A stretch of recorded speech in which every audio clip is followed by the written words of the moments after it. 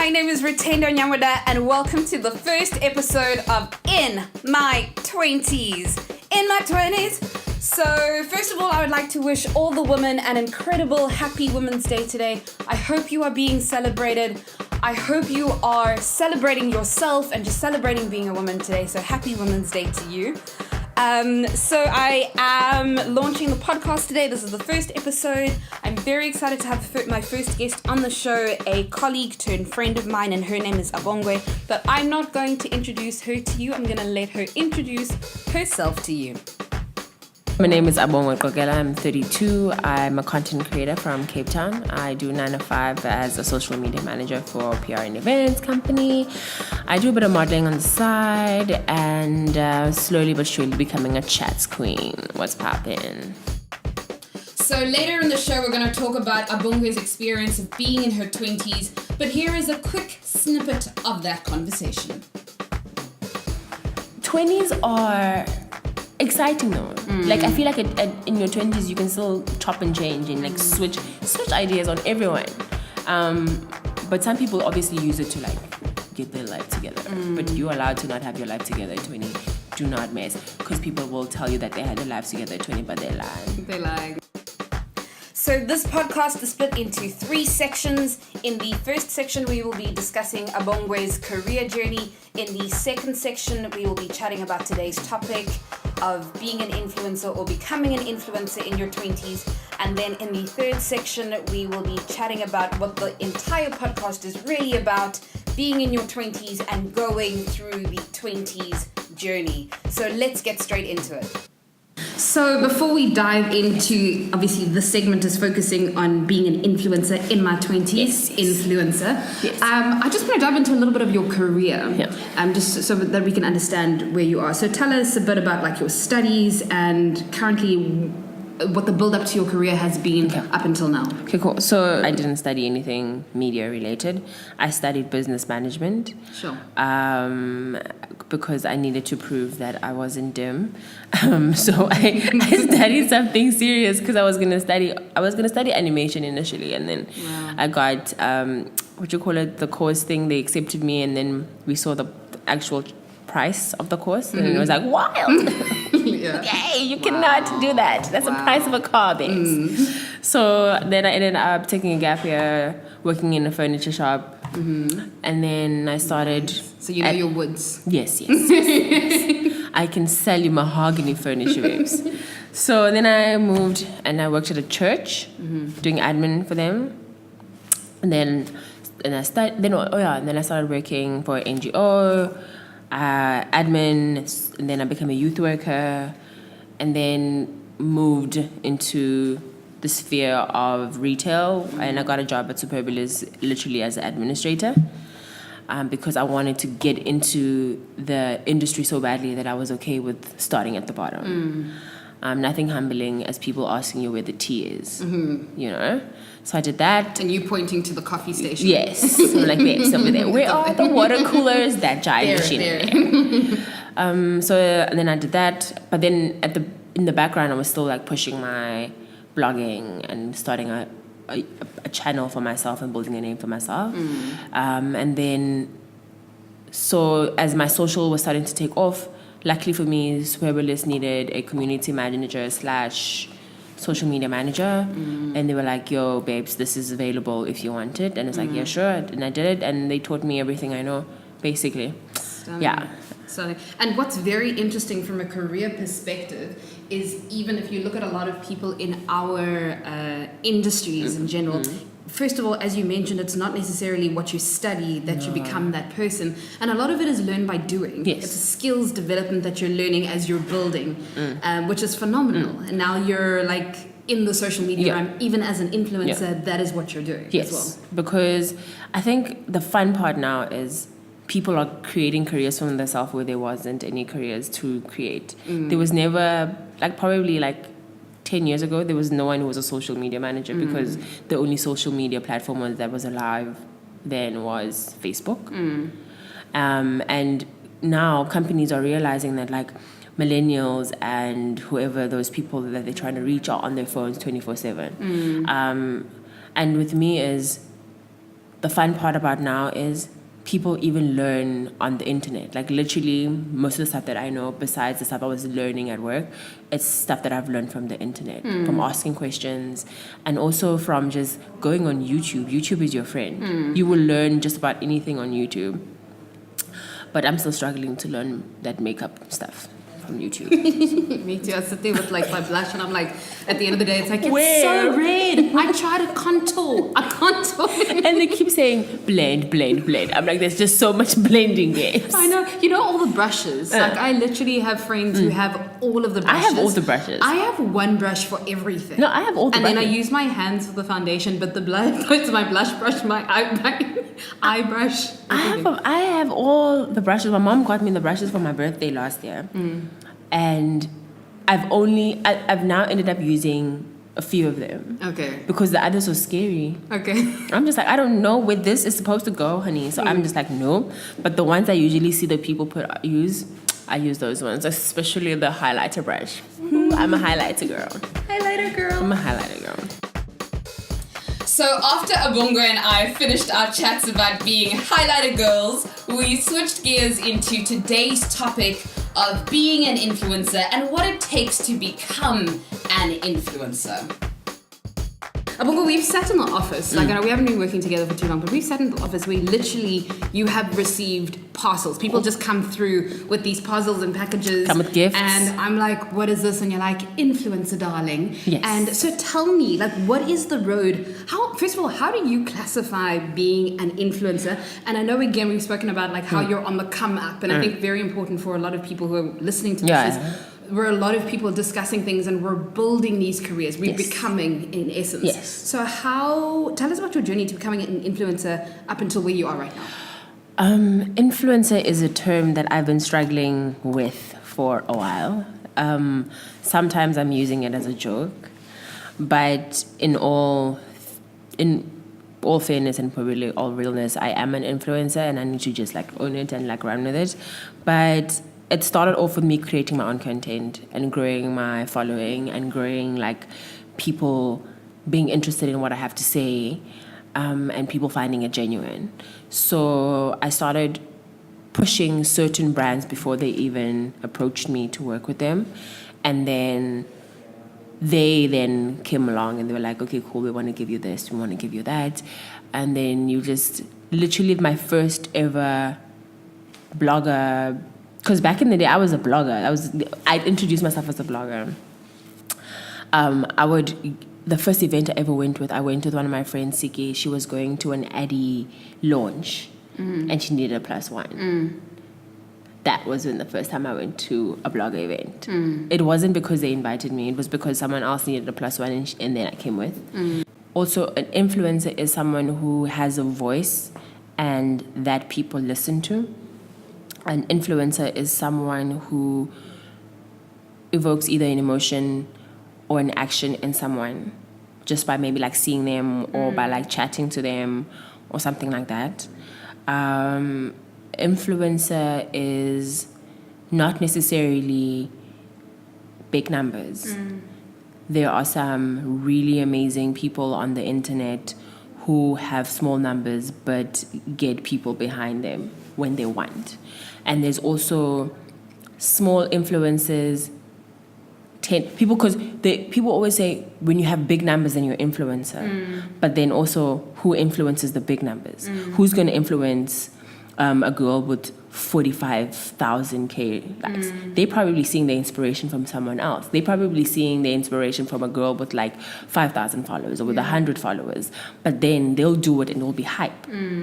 And then people will think, oh yeah, no, that's the thing. But Kanti, that person has been influenced by a girl from wherever with 100%. Yeah. So influencing, it depends. It depends on levels. Influencing, just like content creation, depends on levels. I always say like we're all content creators at some point in our life. And just, it depends on when it catches. Because we all want our things to catch. And trained, as the corporates say, make us trend. I'm like, yeah, no fam, it's not how it rolls. So that's the thing, like content creation and influencing things are round about the same idea. Do you evoke an emotion? Or do you evoke an action from someone? Yeah, my mom is an influencer. She evokes great amount of action from me when she looks at me and she gives me that side eye, and I'm like, it's an emotion. I am influenced, girl. Influenced. Yeah. Mothers are the biggest influencers. The influencer space is also a space that is, objectively speaking, from an outsider, because I'm not an influencer, but it looks like it could be saturated. Yes. I feel like everyone is now considering themselves an influencer. Yes. And how do you separate yourself, or how are you supposed to make yourself unique in that space? Like advice for someone who's like, cool, I really want to be an influencer. Yeah. I'm great at it. And this is the other thing, is you need to find what your niche is and run after that. You can't say, for me, I can't say, Abongwe is great at that, so I'm going to copy what she does. Great, find inspiration. But you really need to be able to say to yourself, what am I good at? Because if you flourish in the area of your gifting and not other people's gifting, then unstoppable. You'll do well. Yeah. Because it's been a conversation, and I also yesterday I was listening to random things on the internet, and I came across Fashion Breed. She's a huge influencer, but she's also very grounded in her style and how she puts things across. And one of the conversations she was having with her agent was, find your niche and then do that. And those are the conversations I've been listening to a lot. It's just like, find what works for you and do what works for you. And at some point, have blinders. Okay. Because in the whole influencer sphere, certain trends pop at certain times. So now, there was a time, which is still here, like minimalism was the trend. Now, everyone who came through wanting to be an influencer, wanting to be a content creator, was now creating minimalism work. Now there's an orange in a corner of a white space. I'm just like, babes, I cannot take your orange. Like, it's minimalism, okay? And then people are like, yo, no, like, I'm a minimalist, and like, this is my vibe. And I'm like, do you know that minimalism is actually a lifestyle? Yes, yeah. Okay. Most of the people I follow on Instagram who are actual minimalists, it's a lifestyle. They live it. Their houses look like that on a 9 to 5. Yeah. They dress like that on a 9 to 5. Minimalist, maximalist, how would I classify myself? If you know me, definitely a maximalist. Everything, every color, all the time. If you don't know me, I'm gonna pretend to be a minimalist. I'll just be like, yes, I'm a minimalist. So switching gears again, we're gonna go straight into the third segment of the show, and this is, for me, is the reason I wanted to do this podcast. The conversations coming up in the third section about being in your 20s, going through the motions of being in your 20s, life lessons learned, where we are now, what we've gone through from different sections of our lives, so looking at work and life in general, and also chatting about that quarter-life crisis. Looking back on your 20s, tell me about what your experience as a 20-year-old black female in South Africa has been. Wild. Being 20s are a launch, because you go through your teens and you're like, when I'm 25, I'll have my life together. I'll have a car, I'll have a house. And then for me, when I was like 25, I was not even close to any of those things. I was literally just finding that I might like this or I might like that. Yeah. I'd studied, I'd gotten my papers, and then I was not working anything remotely close to what I thought I needed. I didn't have the car. I even knew that I was supposed to have children by 25. Yeah. I don't even have children now. Yeah. So 20s are exciting though. Like, I feel like in your 20s you can still chop and change and switch ideas on everyone. But some people obviously use it to get their life together. But you're allowed to not have your life together at 20. Do not mess, because people will tell you that they had their lives together at 20, but they're lying. They're lying. Yes. But it is, as you're saying, it is this series of I think, as you said, chopping and changing. It's like you have a plan, but it doesn't work out, so you do it again. And just the quicker you let go and the quicker you take in and take in life, and not necessarily looking at the different, climbing mountains. Yeah. I mean, physically in your life, not not physically climbing a mountain, but the mountains of life and going through the motions of being in your 20s. You need to be able to let go. Disappointments happen. Let go. Keep regroup. pushing. Let go and regroup, because the longer you dwell on these things and you're like, oh, I thought that I was going to be a doctor by now and I'm not a doctor. Exactly. Then, because in my 20s, I was going to be a cabin crew lady for Emirates. Hey. I was just like, yeah, but someone on that international. And then I kept getting disappointment after disappointment after disappointment. And then the thing is, I'm like, people need to tell people this slightly less, but also at some point tell them it's okay to let go. Because what happens is we do this thing of just like, no, don't give up. Don't give up. At some point, though, you better drop that ball real quick, because I can literally say I probably lost like a good few years in my 20s trying to be a cabin crew for Emirates, even though I was being rejected like 25,000 times. Yeah. You know, because people say, don't give up now. Yeah. I got mine after 8 tries. Yeah. And I'm like, okay, cool, babes, we get it, but maybe I'm not. Yeah. And that's beautiful, because I think there's a very fine line between, I know this is the vision of my life, I know this is what I'm supposed to be doing, and going, maybe I just need to adjust it a little bit. And that doesn't mean let go completely. It just means maybe let go of the mechanisms of which you're trying to get it at. You know, maybe it is the next door and you're banging on the same one. And that is so beautiful, because I think to one person you could say, let go, and it's the next try, and that could be it. And to the other one, you're like, push harder, and maybe they do need to let go. You know, like it's very interesting. Have you experienced the quarter-life crisis? And tell me what your experience of the quarter-life crisis has been. My quarter-life crisis came in waves for different parts of my life. Either because I was just like, no, at this point in my life, I need to be settled and I need to, find me a man and whatnot. And then I went through this intense thing where I was just like, anything that gave me attention was good for me. You know what I mean? And then I put myself in spaces where I wasn't supposed to be. And then that just stressed me the fuck out. Sorry. And then secondly, it was career-wise.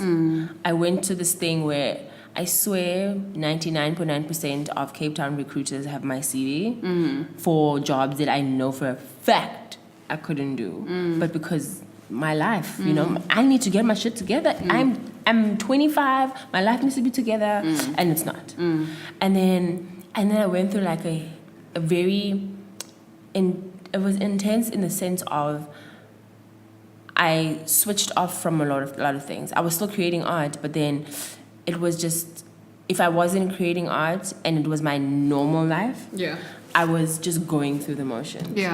Wake up, get into a taxi, go to work. The days would fade. Like the days would literally just like fade. And to me, that was my quarter life crisis, because I'd wanted all these things for me, and since they weren't happening, I'd like spiraled into some like acute depression. You know?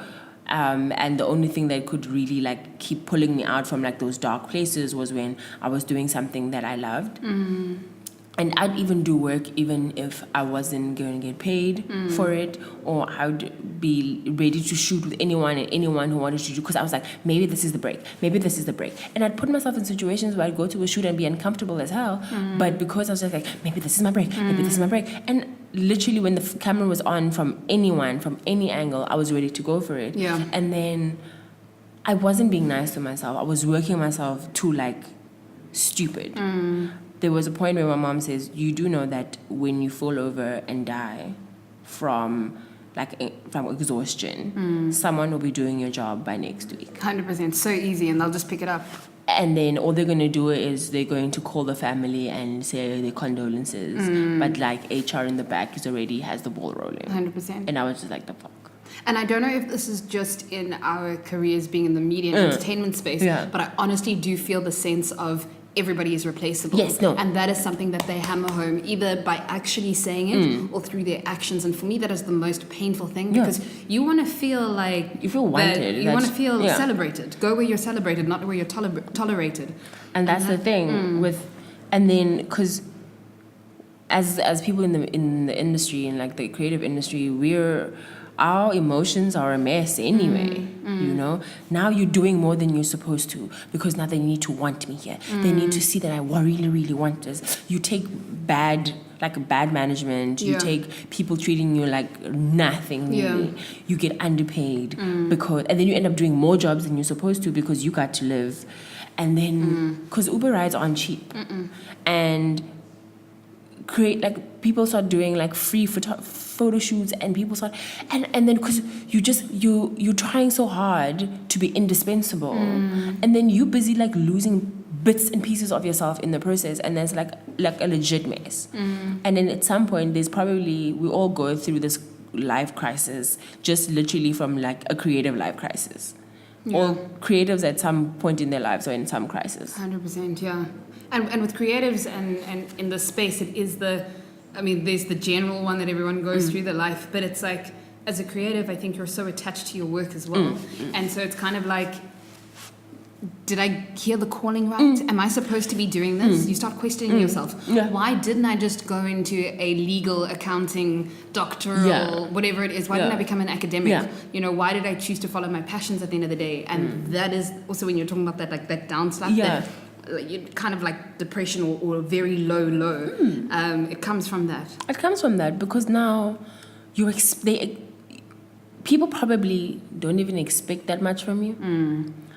But the fear of not being enough will have you. People will be like, work starts at 8:30 or work starts at 9, but you are here at 7 o'clock. The manager is sleeping. The HR person probably gonna get here at 10, but you want to be here. You want to be here. And then people are just like, oh, did you hand in your assignment? Or did you hand in your project?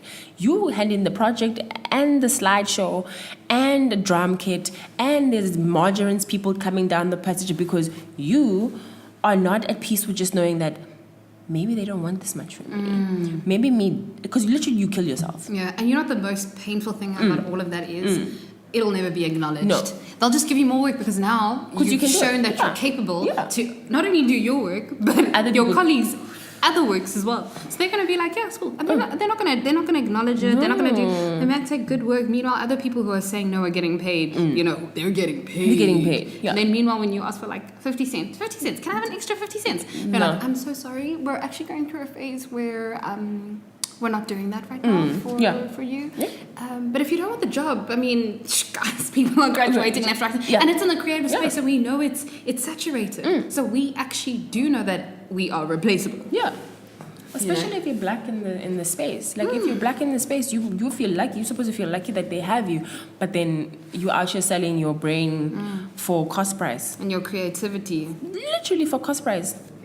It's scary though. It's scary, and we need to change these things in the industry. Yeah. It's very fascinating and very deep, and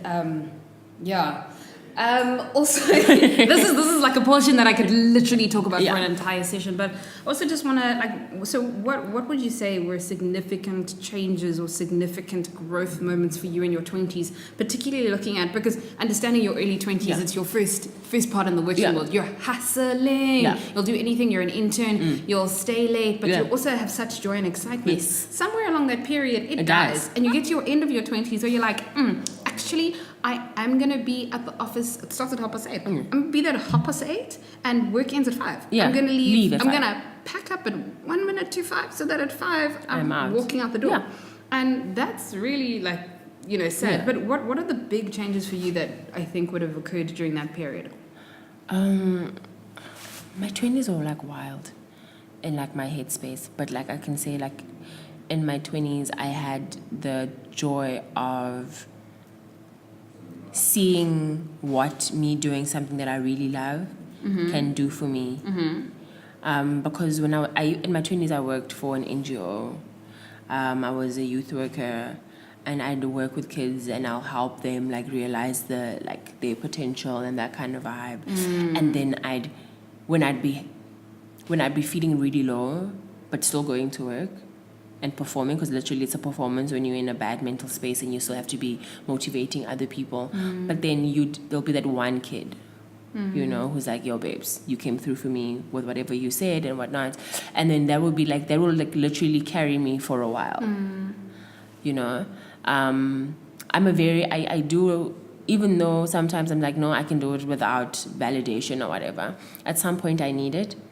But I feel like how God or how the universe or whoever or however this whole space works with me is it comes when it's needed most, and also in not very black and white, you know. That's beautiful. In my 20s, there were times where I was like, maybe I should stop the whole blogging thing because it's not working for me. Because I was doing way too much. I was pushing new content out at some point, new content every Thursday for like a good 6 months. So every Saturday and Sunday I was shooting and then getting the work ready during the week, and then Thursday at 1 o'clock, boom, we're live. I was tired, but I was pushing myself so hard. And then there came a point where like a friend of mine actually said, it's like, you need to keep creating like amazing content, because now people are going to start seeing a dip in your work. And that was my thing that needed to carry me, where I was just like, okay, I'm going to break now. I'm going to give you content when I want. You know, you're going to do it on your time. On my own time. And that's a game changer. That's a game changer. One, when you learn to say no. That's been a huge life changing for me in my 20s, learning to say no. And two, I'm going to do it for you, but I'm going to do it on my time. Yes. Someone, even if it's a client or if it's a friend who wants to go for dinner and you're like, no, or a client is like, I need this thing today. And you're like, I'm going to give it to you tomorrow. Also with me in my 20s, it's also with what I did learn, I started making genuine friends. Beautiful. I literally stopped. It wasn't like, boom, like stop. But it was like slowly. And I started like for somehow attracting people in my life who actually cared. Who I actually cared about. Who, when I said, no, I can't, weren't touched. You know? There was a point where like my friends and I would be so busy, we're working, we're doing whatever, we'll touch base and whatnot, and we'll meet once every whatever, and it would be fine. Yeah. You know? Because we're busy, babes. We sit busy. Because we're all on a hustle. Babes. You know? And then I met people who also were able to be like, oh, okay, now you acting the fool here. Okay, come reel it back in. And that's very important, especially when, like in your 20s, I feel like if I had friends like this earlier on in my life, certain things would have changed. But also I feel like I appreciate it more now because I actually have people around me who genuinely care, not just about myself, about me, but also my career. My friends and I are like the biggest cheerleaders of each other. Like when I see something for someone who's a photographer and they didn't see, I'm like, babes, there's this thing. Babes, there's an exhibition here. Babes, we're always ready to like push each other. And there's nothing like that jealousy that comes with, oh my God, this one is now thriving and I'm not. We push each other regardless, you know? And I feel like that's a thing that came with my 20s and I'm carrying it into my 30s. You know, surrounding yourself with genuine people and also taking your energy where it's wanted, and also knowing when to retract it. I'm learning still. I'm still a hoarder of certain people. I know. But I know now. You know, I know, okay, cool, this is also what needs to happen. So, yeah. Like 20. Beautiful. I had to soak that in because a lot of, again, you know, when I was saying like when we have these discussions with people and you have that moment where you're like, shucks, that's exactly what I went through. That's exactly, for me, my foundation in my post 25, definitely being my family and understanding how important family is, and then genuine friendships. Yes. As you mentioned, those friends, I have really good friends who aren't even in the city, friends in other cities, friends in other countries. Yeah. I don't speak to every day, don't hassle me every day. But when we do speak, it is like our souls connect. And it's like, I get you. And I can give advice to you and I can speak life and light into your life. And it's so beautiful. You need that. What advice would you have for people in their 20s right now who are going through a season, we've spoken about the quarter life crisis, who are going through this season where things are happening, where there is a change, where they're not sure, where they're questioning everything essentially, but whether it's love, life, whatever it is, travel, they need something, what advice would you give them? I could usually do the easy one where it's all gonna be okay. Follow your heart and never give up and always eat your jungle oats. Yeah. My thing now is allow yourself to feel the feelings and the uncomfortableness of it all, because usually there's usually like great learning. Even though I know this for a fact, because sometimes it's hard to ride a feeling, because it's easy to just want to be the party, the lights of the room and whatnot, but sometimes you have to ride it out. And also, it actually sometimes doesn't necessarily get better, but then you get better. Wow. You literally, like, you learn to finesse certain situations that you wouldn't have been able to finesse. So that's why I'm saying, like, ride them out. Like, ride the feeling. Like, at this moment, I am feeling. And then say, like, okay, cool, at this moment, I'm angry, I'm this, I'm happy, feel it, ride it out, and then at some point, allow yourself to let it go. Because what we do is we just, like, we feel something and like, okay, this is horrible, and this is horrible, and then you guess what happens? That horrible feeling gets comfortable. Because at least you know what this feeling is or this mind space is. You know it, like, it's fine. This I know because I've been here. But then you have to move from it. Forgive yourself for stupid mistakes that you've made. Forgive yourself for those stupid mistakes. And then ride those emotions. And also, if you're a creative person, see if there's a way you can use that moment or that space to do like a creative outlet of some sort. Most people create their best work when they're in a horrible space, but then they use that as a therapeutic way to lighten up, you know? Like sometimes I've created work where you can tell like this thing was dark, right? It was dark. But through creating that work and releasing that artwork, I was slightly, even if a little bit, or even like for 5 seconds, I was lighter, you know? And also just people must know that vulnerability is actually being very strong. Because when you're growing up in your 20s, everyone's so hard. Everyone is so angry. Everyone needs to be bad. I'm like, you don't have to be. Niceness isn't, there. Oh, it came now. My thing. Hit us with the wave. It came with the wave. It's actually my thing. Like, it's been one of my things for a long time. When I left my previous job, one of the things I wrote on my farewell card was work hard and be nice to people. Work hard and be nice to people. Finish. Beautiful.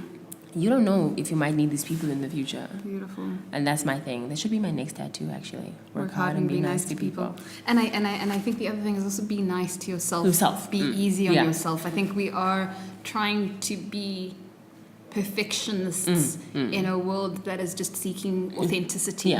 Yeah.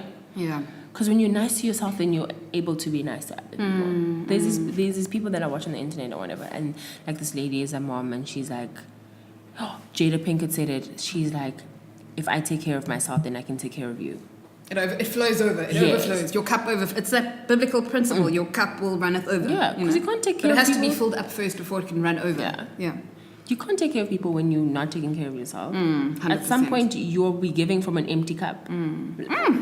Nothing. You're giving what? Nothing. Beautiful. So, yeah. Beautiful. Abongwe? Yeah. Yeah.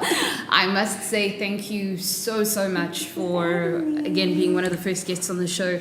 I've learned so much. I've taken out a lot. For me, life is a learning lesson. It is a life lesson. And I think there, in everything, when you're just on the street, when you're meeting people, walking, talking in life in general, there are moments... Okay, I won't lie, like, obviously, like, I'm obsessed with Oprah, who isn't? Oprah! Shout out to Oprah if you're listening. Can we please meet soon? Would love to have this chat with you. Oops. Hey, Oops. I've always imagined myself going, hi, Oprah! Hi, guys, Oprah's on the phone, I just need to go. But anyway, just a discussion for another day. But I really wanted to say thank you so much for just coming and being you and open and owning your space as well. You also said that now you're owning being an influencer, and I think that's important. Sometimes we walk into rooms where people know you as a an artist, an influencer, a journalist, a writer, a musician, and we cower away because we're afraid that if we show up in who we were born to be, that people will take it as being arrogant. But it comes down to one of my favorite quotes and poems by Marianne Williamson, who says, as we let our own light shine, we give other people permission to do the same. By you standing up and owning being an influencer, many people might not understand it, but you need to own it. And by owning it and showing people what it is, you allow other young people who are like, oh my word, I can do it too. And a young girl who's growing up who's just like, that's me, this girl is me. So I really wanted to say thank you so much. People listening, obviously my mom plus whoever else. I hope that you guys have taken some stuff away as well. And just join in the conversation and in the discussion on whatever platform it'll be on. So that concludes the first episode of In My 20s. In my 20s. I really wanted to say thank you so much to Abongwe. You have been such an incredible first guest to have on the show.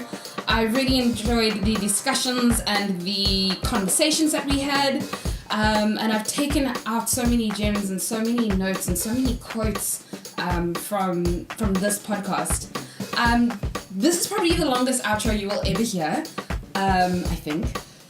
And I just wanted to say that there are so many things that we want to do in life, and this podcast for me is something that I've been talking about for months. It feels like literally forever that if you ever spoke to me or had a discussion with me in the last couple of months, one of my friends, I would tell you, I'm launching a podcast this year. I'm doing it. On my wall it says launch podcast.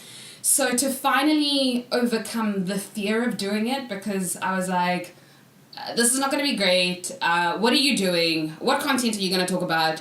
What is the name of the podcast? What is the content even going to look like? And even now, I think I'm still refining the podcast. I don't know how to audio edit. This is the first time I've ever worked in GarageBand. This is the first time I'm speaking into a microphone for my own podcast.